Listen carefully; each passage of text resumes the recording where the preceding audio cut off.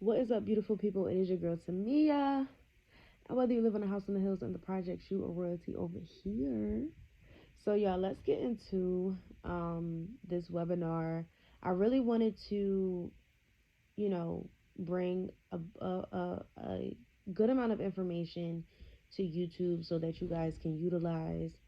Because I know a lot of people have questions and still don't even understand the basics of credit. So we're going to go over all of that today, as well as some laws, and we're going to break some things down for you in this webinar. So stay tuned.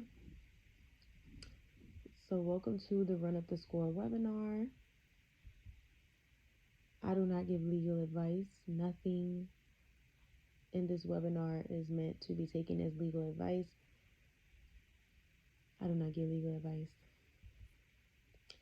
Tips for repairing your credit do not apply for anything. Okay? It's also recommended that you build up your LLC when building up your credit and repairing your credit, so that when you do want to leverage your credit, your LLC is already created. Everything is created and up and running with your business. So by the time you get your credit fixed or you remove everything off of your credit, you can use to leverage. Utilize registered mail if you can afford it. If not, send certified mail. Um, Utilize registered mail. It is required that, like if depending on a certain process that you're doing when it comes to, maybe you going after a financial institution or, someone that you do business with that you have a bill with every month.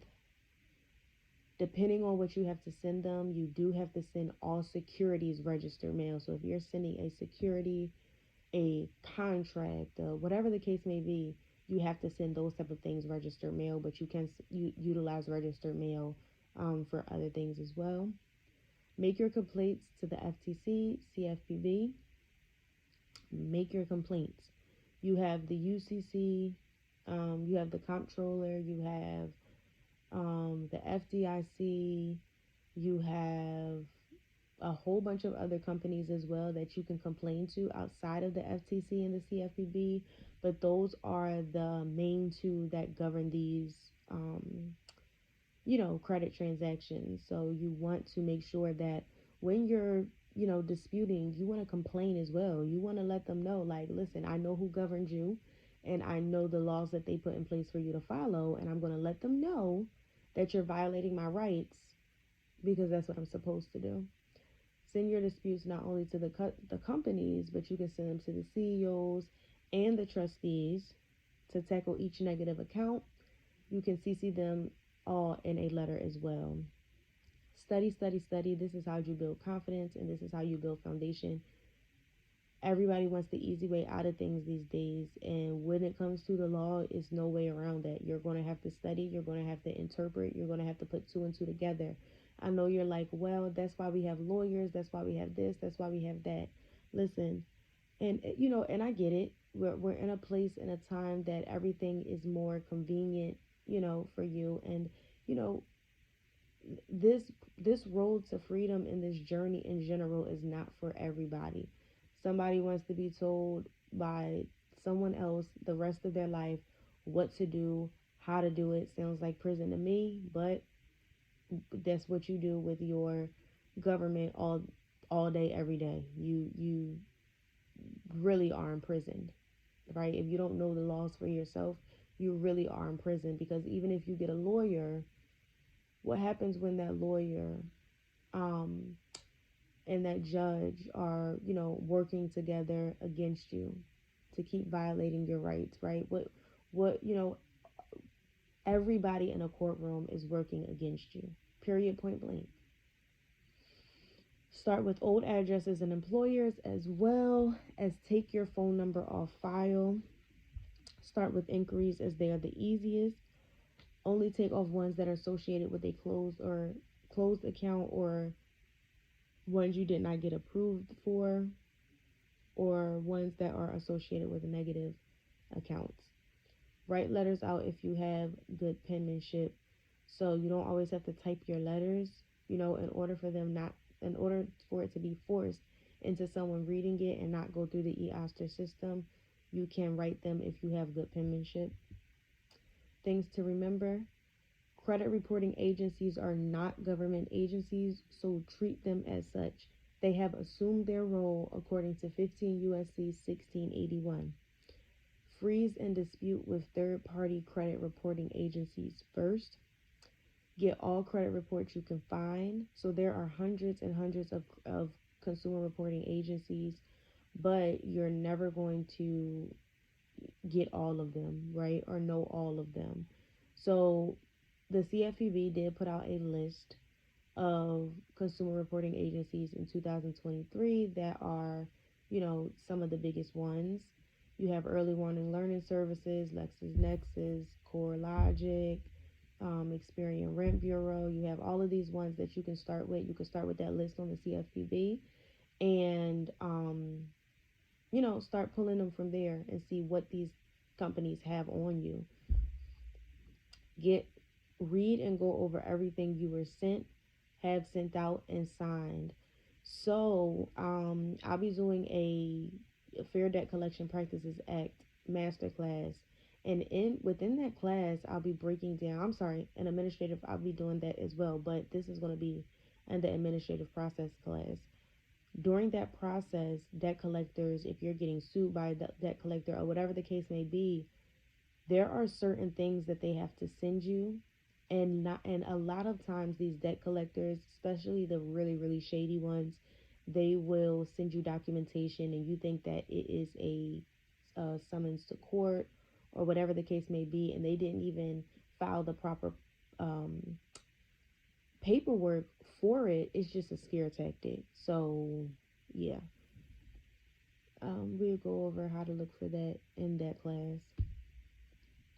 Where do I start, right? A lot of people still don't know where to start. Where do I start? Start with pulling your consumer reports and files. You want to get a copy of your consumer report by going to www.annualcreditreport.com and downloading all 3 copies of your reports to see side by side.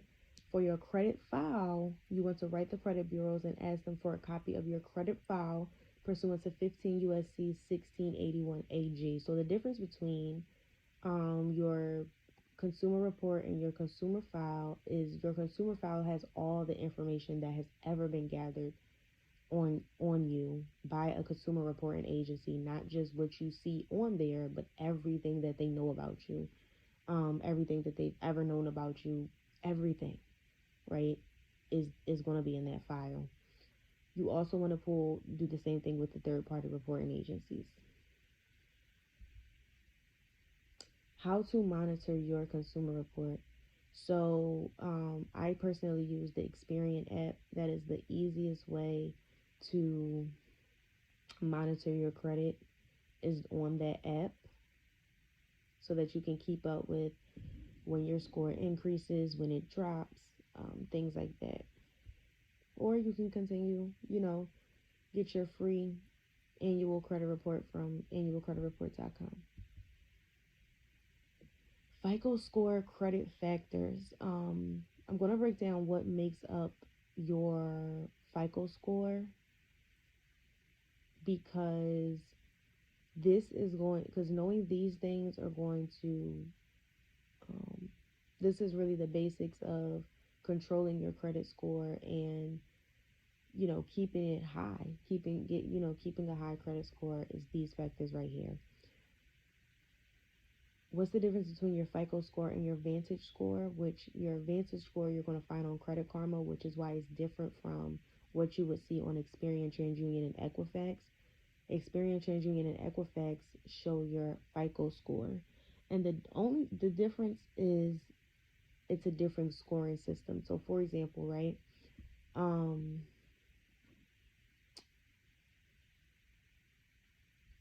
so for example, your Vantage score may have, and for payment history, for FICO score is 35%. For Vantage score, it might be 30%.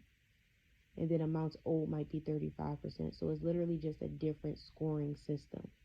But over 90% of lenders use your FICO score when, determining if they want to extend you credit or not. But 35% is your payment history. You can't afford to be late, not even one time. One late payment can drop your score up to 100 points. Like, no lie. Amounts owed is your credit utilization. So 30% is your credit utilization. So this means if you have a $100 credit limit on a credit card and you use $50, your utilization is at 50%. You are utilizing 50% of the credit that you have. A lot of people have multiple credit cards and they say, does your overall utilization count, or does your utilization for every credit card count? And both of them. So if you have 3 credit cards that have $300 and a $300 limit, right, overall amongst 3 credit cards, let's just say you're using 6% on one credit card, 3% on another credit card, and 50% on another credit card. You still want them all to be under 6%, right? Because, or let's just say you're only using one credit card, you have a $300 limit, but you're using 50% on one credit card or 30% on one credit card. So your utilization overall may look, like it's 20 or 30%, but in reality, that one card is still, over the amount of utilization that you would want for one credit card, if that makes sense. So both of them matter, right? Both of them. Then you have credit history. This is why it's very, very important to keep, especially if you have accounts and credit cards that are open, that are in good standing. You don't want to close them out because you don't want to lose that credit history. So your credit history is just how long you've had your credit reports, how long you've been building your credit cards. I'm sorry. Then you have credit mix. So credit mix is just how well you can manage a mixture of credit. So auto loans, credit cards, personal loans, um, things of that nature. It looks good when you have multiple things on your credit profile, because really your credit profile means more than your credit score, right? If you're showing me that, okay, you have an 800 credit score, but you don't have anything on there, someone with a 750 credit score or a 730 credit score that's already proving that they're able to handle a mixture of credit, I'm more likely to lend to that person than to you. New credit. New credit is basically literally that, your new credit. So how many new accounts have you had opened in the past? Have you had open in the past year or two? Like, what is your new credit looking like? People don't, or lenders don't want to lend to you if you have too many new accounts open. How to structure your consumer report. Like I said, this goes back to what your FICO score is made of in the first place, right? 100% on-time payments, 2 credit cards with at least a $2,000 limit, a good mix of credit and credit card utilization under 6%. So this is actually the basis of what you're going to need to have in order to start getting business funding. This is your basics right here. Let's get into the law now, because a lot of people have been coming up on the law lately and they don't know specifically what are the United States codes. So the United States codes are laws that Congress have passed. There are 53 titles, and under those titles are different subchapters. Under those chapters are subchapters. Let's take a look.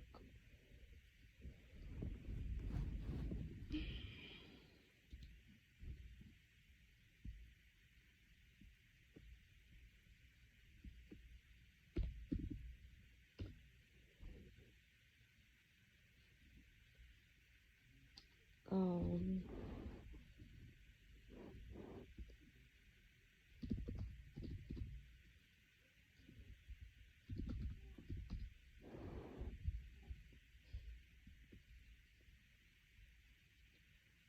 And it's chapter 41. And these are all the chapters under Title 15. So let's go to chapter 41, Consumer Credit Protection. This is where the FDCPA is, the FCRA is, the Truth in Lending Act. It's under chapter 41.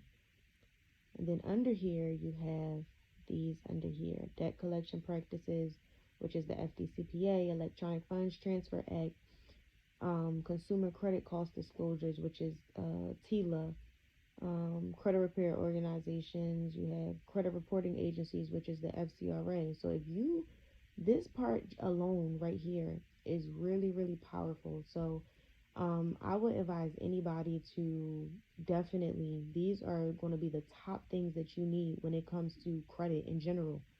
Like consumer credit protection. This is literally all the game you need right in here.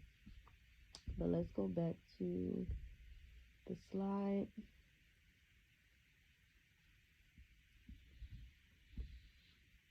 Okay, let's go. How to cite laws. So telling a company that they violated the law is not enough. You have to show proof and cite the law specifically. So if you go to Experian and you tell them, hey, I broke the law, I mean, you have to reference it, right? You have to, I mean, just letting them know that they violated something is just not enough. You're going to have to, show proof and cite the law specifically. So actually, let's go back here. Let's look at credit reporting agencies for a second. And then these are the sub chapters.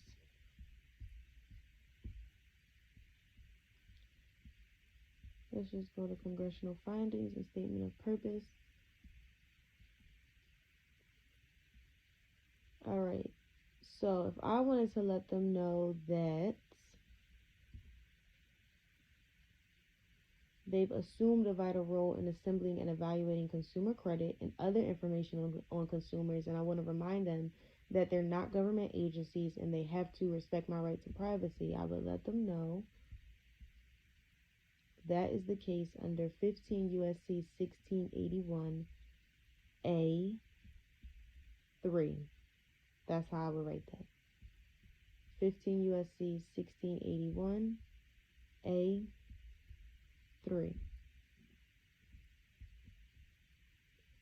If I wanted to reference reasonable procedures, I would do 15 USC 1681 B. I wouldn't say A, B. I would say B. Okay, let's go back.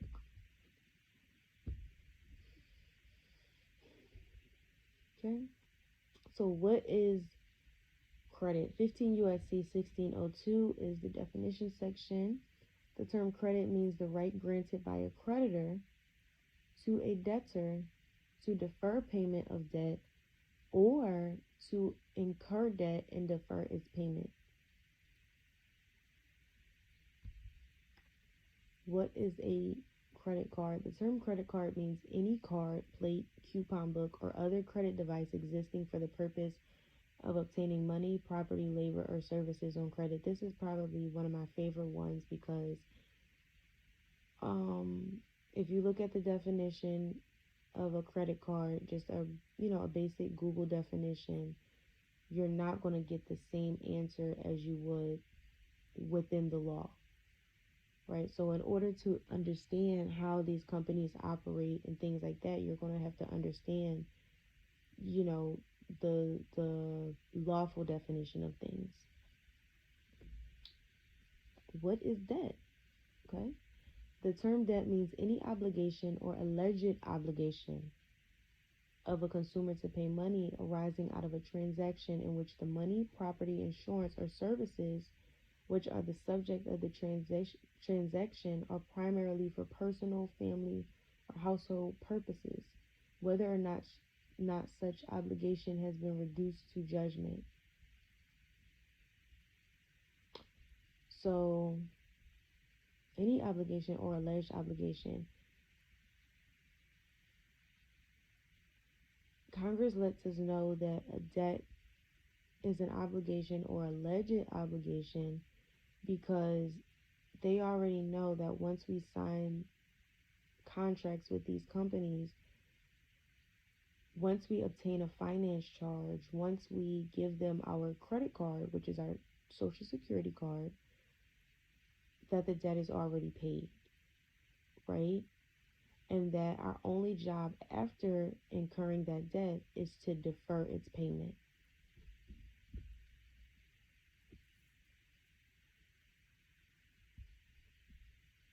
This is us right here.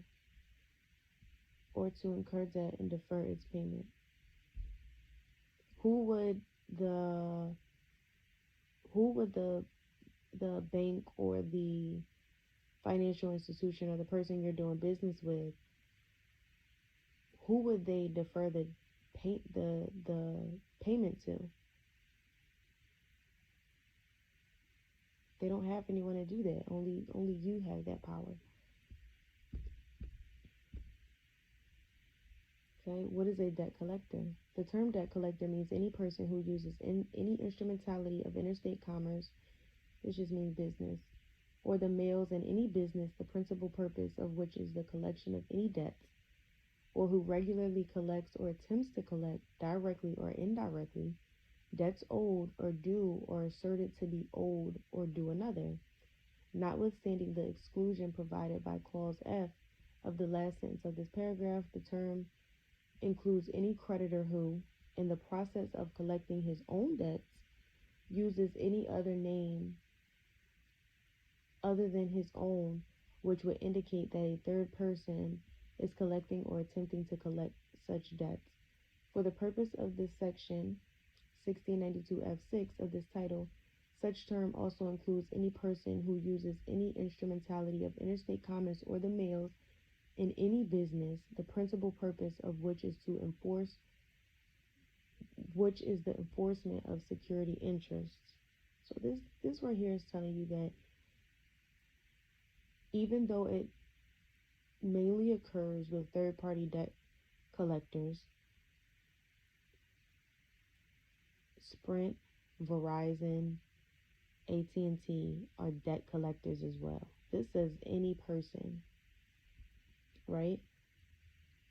The term also includes any person who uses any instrumentality of interstate commerce or the mails in any business, the principal purpose of which is the enforcement of security interests. Who are you? A federally protected consumer that wears many hats. So I want to bring up that there is many different hats that you play, right? I know a lot of people have been coming across this term of original creditor. Even though we technically know that we are the quote unquote original creditor, not only does Congress not define that as yourself, but under things like the Truth in Lending Act and the contracts that you signed them and you told that financial institution or that company that you were going to pay the debt, right? So, I mean, you're obligated to pay. I know a lot of people are saying that the debt is already paid, but there's steps that you have to take outside of that in order to what? Incur the debt and defer its payment. So you can't just leave it at that, right? After, okay, you know it's paid, but at the end of the day, this is where a lot of people get messed up at. At the end of the day, you still have a process after that to do in order to discharge the debt. Because if you don't pay, they're going to cut your water off. If you don't pay your car note, they're going to take your car because you didn't go through the proper procedures. Even though they're violating you, you can't, um, you still have to do things the right way. And you still have to understand, depending on what process you're going through or a company that you're going after, what you are, right? Because under, for example, the Truth in Lending Act, which governs credit transactions, you're the debtor. So I'll go over that in the down payment class. When I go over TILA, I will be doing a Truth in Lending Act class as well. You are the debtor under TILA. and then your other things depending on, you know, what you're trying to accomplish. So let's go over the dispute. So the first thing you need to do is put the negative items reporting in dispute by writing a letter to the credit bureau or the creditor stating how the account is reporting inaccurate or fraudulently. Let them know how they are violating your rights. Um, so you guys don't get this because um this was a paid class. I did take some slides out because it would have been very, very long, and I go super, super, super, super, super in depth. But the Run Up the Score ebook has the letters included into it. They are advanced letters. It has it goes more into the FDCPA, a breakdown of the FDCPA. It goes into a lot of things. It has a Q&A section in there. It has a lot of things in there. So yeah, if you want that, I will link it in the description below. Complaints, you have, like, once again, there's more than, one or two people to complain to. You can complain to the CFPB, the FTC, the OCC, the Attorney General of your state. Complain to these people. Your utility bills, like I know for Philadelphia, it's the Public Utility Commissions. You want to, the people who govern these companies, you want to complain to them. You want to let them know, hey, I'm here. I know my rights. I'm enforcing them, and I won't be violated any longer. Okay, so that is the end of this class, you guys. If you found some type of value in this and you want more videos and everything like that, make sure you like, comment, and share this video, and let me know in the comment section below what else are your questions, what video would you like me to do next, or things like that. Even though I have a bunch of free courses that I will be dropping, um, and videos in general that I'll be dropping every day, I still, would like you guys' opinions. So that is the wraps of this class, and I'll see you guys in the next one.